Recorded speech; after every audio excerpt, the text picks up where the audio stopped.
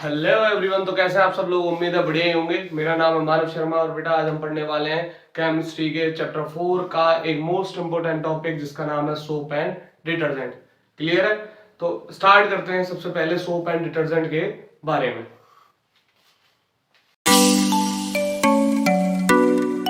हाँ जी बच्चों, अगर हम बात करें सोप और डिटर्जेंट की तो सबसे पहले हम टॉपिक है हमारा सोप। सोप क्या होते हैं बेटा?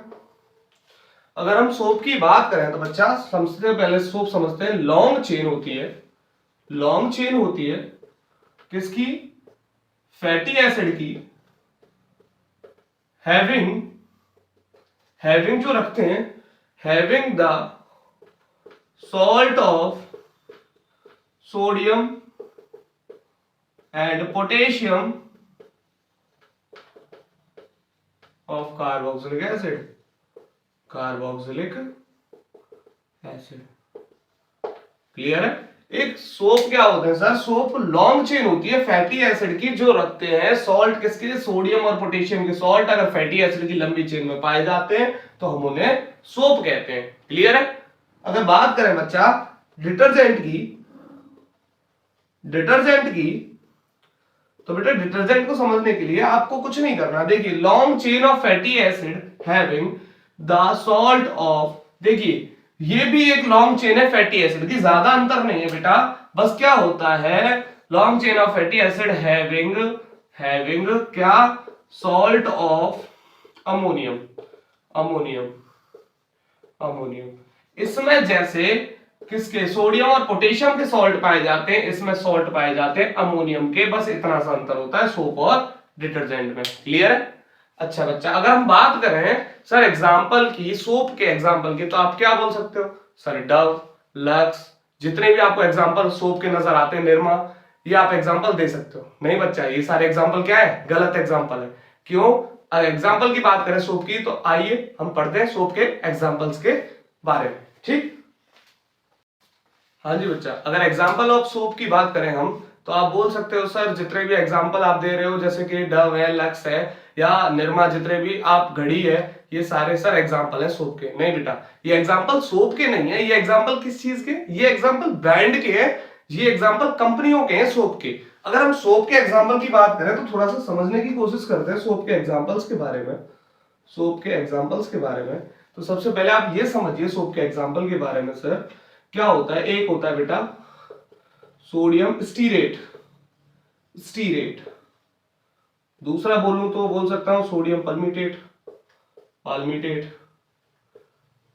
पल्मिटेट सोडियम स्टीरेट और सोडियम पल्मिटेट। अच्छा, अगर आप बोलो सर सोडियम स्टीरेट क्या होता है, सोडियम पल्मिटेट क्या होता है, अगर इनके फॉर्मूले की हम बात करें तो आप बोल सकते हो बेटा C17H35COO-Na पॉजिटिव। ये एग्जांपल होता है किसका? सोडियम स्टीरेट का फॉर्मूला। अगर बोले सोडियम पाल्मिटेट की तो बोल सकते हो C15H31COO नेगेटिव Na पॉजिटिव। ये एग्जांपल होता है बेटा किसका? सोडियम पाल्मिटेट का, यानी साबुन के फॉर्मूले ये हम बोल सकते हैं। क्लियर है? आगे बढ़ते हैं। हाँ जी बच्चों, अब हम पढ़ने वाले हैं स्ट्रक्चर ऑफ सोप के बारे में। किसके बारे में? स्ट्रक्चर ऑफ सोप के बारे में। सोप का स्ट्रक्चर कैसा होता है बेटा? मैंने अभी तुम्हें जस्ट थोड़ी देर पहले बताया था कि ये फैटी चेन की, यानी कार्बन की फैटी चेन का लॉन्गेस्ट ग्रुप बनाते हैं, यानी कार्बन बहुत लंबे यानी बहुत ज्यादा ग्रुप में हो जिनके लास्ट में कार्बोक्सिलिक एसिड के सोडियम या पोटेशियम के सॉल्ट पाए जाए। अब ये सोडियम सॉल्ट पाया गया, ये कार्बन की काफी लंबी चेन हो गई, तो हम इसे बोल सकते हैं स्ट्रक्चर ऑफ सोप के। बेटा इसमें दो चीजें पाई जाती हैं, एक होता है हेड जो कि, और एक होता है टेल। जो हेड पार्ट है बेटा वो कहां पे होता है? जहां पर सोडियम या पोटेशियम के सॉल्ट लगे होते हैं उस पार्ट को हम हेड पार्ट बोलते हैं, और जिधर नहीं लगे होते हैं यानी जिधर केवल कार्बन है उधर उस पार्ट को बोलते हैं टेल पार्ट। ठीक? हाइड्रोफोबिक पार्ट होता है बेटा टेल पार्ट। कौन सा पार्ट? हाइड्रोफोबिक। और एक होता है बेटा हाइड्रोफिलिक। अब बेटा इस बात से मतलब क्या हाइड्रोफोबिक और हाइड्रोफिलिक से? बात करें सर हाइड्रोफोबिक की तो हाइड्रोफोबिक का मतलब होता है बेटा वाटर को हेट करने वाला या फिर हेट की जगह हम बोल सकते हैं रिपेल करने वाला। क्लियर? अच्छा, अगर हाइड्रोफिलिक की बात करें तो ये होता है वाटर लविंग। वाटर लविंग यानी वाटर से करता है लव, ठीक, प्यार करता है, इसे पानी से बहुत ज्यादा प्यार है और इसको पानी से बहुत ज्यादा नफरत है। इतना समझ आया? अच्छा सर, एक पार्ट को पानी से बहुत ज्यादा प्यार है, पानी से नफरत है, तो सोप काम कैसे करता है किसी कपड़े के ऊपर? क्लियर? इस चीज को हम पहले समझते हैं। तो देखो, बना लेते हैं आप एक कपड़ा। मान के चलिए एक कपड़ा है, इस कपड़े के बीचों बीच में यहाँ पर तेल के दाग लगे हुए हैं, ठीक है, यहाँ बीच में तेल का दाग लगा हुआ है। अब होता क्या है बेटा, जब हम कपड़े में लगाएंगे साबुन, जब हमने साबुन लगाया तो उसके जो सॉल्ट है वो यहाँ पर आकर काम करना स्टार्ट करेंगे। क्लियर? अच्छा, अब यहां सब काम करना स्टार्ट करेंगे तो बेटा जो हाइड्रोफिलिक है यानी वाटर को करता है हेट, वो तो जाएगा पानी की यानी ऑयल की तरफ, ये लाल पार्ट ऑयल है, और जो पानी को हेट करता है वो कहां जाएगा? इस लाल पार्ट की तरफ, ऑयल की तरफ, यानी कि यहां पे आएगा हाइड्रोफोबिक। अब जहां COO नेगेटिव और Na पॉजिटिव किधर आएंगे? दूसरी तरफ, बाहर की तरफ। क्यों? ये क्योंकि पानी को प्यार करते हैं, तो पानी की प्यार करने वाली साइड यानी पानी के कपड़े बाहर की तरफ ये खींचना चाहेंगे, और ऑयल की साइड यानी तेल वाला पार्ट जाएगा ऑयल की साइड। क्लियर? ऐसे पूरे पूरे इसमें ये फैल जाएंगे, चारों तरफ से हो जाएगा। ठीक है, ऐसे ऐसे ऐसे करते हुए ये पूरे में फैल जाएगा। अब जैसे ही आपने साबुन लगाया, ऑयल पार्ट अंदर की साइड चला गया, यानी तेल वाला पार्ट जो वाटर को रिपेल करता है। अब इस चीज को हम कैसे समझ सकते हैं? ऐसा समझ सकते हैं बेटा, पानी और ऑयल कैसे हैं? तो दोनों आपस में कट्टर दुश्मन है, ठीक। तो जब आपस में दुश्मन है तो वो क्या करेंगे? ऑयल वाला पार्ट यानी तेल वाला पार्ट जाएगा ऑयल की तरफ, और ये वाला यानी दूसरा पार्ट जाएगा बाहर की तरफ, पानी की तरफ प्यार करना चाहेगा। तो अब आप क्या कर सकते हो, जैसे कपड़े को साबुन लगाकर बाहर निकाल के ऐसे झटकाओगे तो होगा क्या, ये यानी ऑयल वाले पार्ट को बाहर ये पानी वाले पार्ट खींच के बाहर निकाल लेंगे, खींच के बाहर निकाल लेंगे। तो फिर क्या होगा, ये यानी दाग छूट जाएंगे और ये बाहर आ जाएंगे किसके साथ? सॉल्ट के साथ। क्लियर है इतना? आया समझ? ठीक, आगे बढ़ते हैं। हाँ जी बच्चों, अभी मैंने आपको बताया कि हाइड्रोफोबिक जो पार्ट होता है वो ऑयल की तरफ जाता है, यानी क्योंकि वाटर रिपेलेंट है, वो पानी से डर लगता है उसे, और यानी दूसरा पार्ट जो हाइड्रोफिलिक है वो बाहर की तरफ जाना चाहता है। और ये आपस में साथ मिलकर क्या बना लेते हैं, जब ये इकट्ठे हो जाते हैं एक जगह पे, यानी ऐसे अभी जब हम स्ट्रक्चर पढ़ रहे थे, यहाँ बीच में ऑयल था, और जब ये बाहर जाना चाह रहे थे तो ये क्या फॉर्म करते हैं बेटा? यहाँ पे फॉर्म कर लेते हैं मिसिल्स। क्या फॉर्म कर लेते हैं? मिसिल्स। स्पेलिंग आप एक बार चेक कर लीजिएगा, फॉर्म कर लेते हैं मिसिल्स। क्लियर है? अच्छा, अगर आप बात करें बेटा, हम पानी कितने टाइप का होता है? दो टाइप का, एक होता है हार्ड वाटर और एक होता है सॉफ्ट वाटर।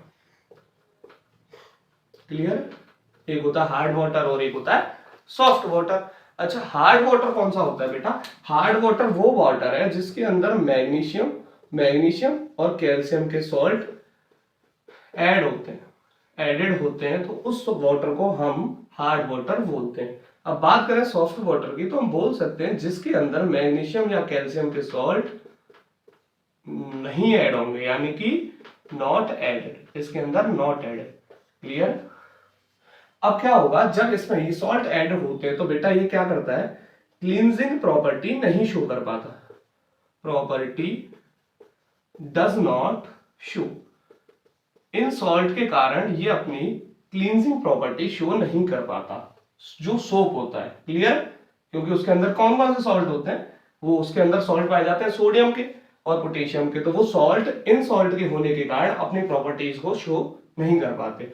वहीं बात करें हम सॉफ्ट वाटर की, तो सॉफ्ट वाटर में बेटा ये सारे सॉल्ट नहीं ऐड होते, जिसके कारण जो होता है हमारा सोप, वो जो हमारा सोप होता है वो आसानी से क्लींजिंग प्रॉपर्टी दे देता है, क्लींजिंग प्रॉपर्टी दे देता है, क्लींजिंग प्रॉपर्टी शो कर लेता है।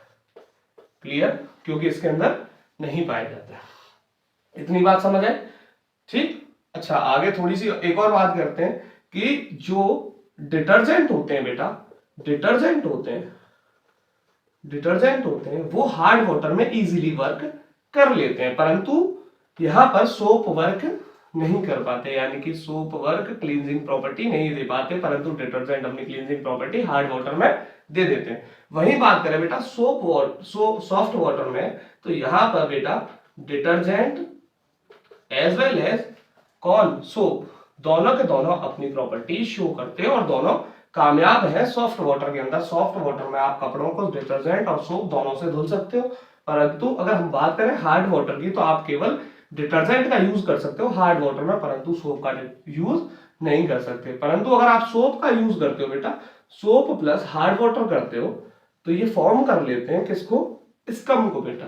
किसको फॉर्म कर लेते हैं, स्कम को। इसलिए हमें इसमें सोप का यूज नहीं करना चाहिए। क्लियर है, हार्ड वाटर और सॉफ्ट वाटर समझ आया। ठीक बेटा, ये हमारा टॉपिक नहीं हो जाता है खत्म। ठीक है, अगर आपको समझ आया, अच्छा लगा वीडियो, तो लाइक करिए, शेयर करिए, कमेंट करिए, और कमेंट करके मेरे को ये जरूर बताइए कि आपको नेक्स्ट वीडियो किस पार्ट के ऊपर चाहिए। क्लियर, किस टॉपिक के ऊपर चाहिए। ठीक, थैंक यू।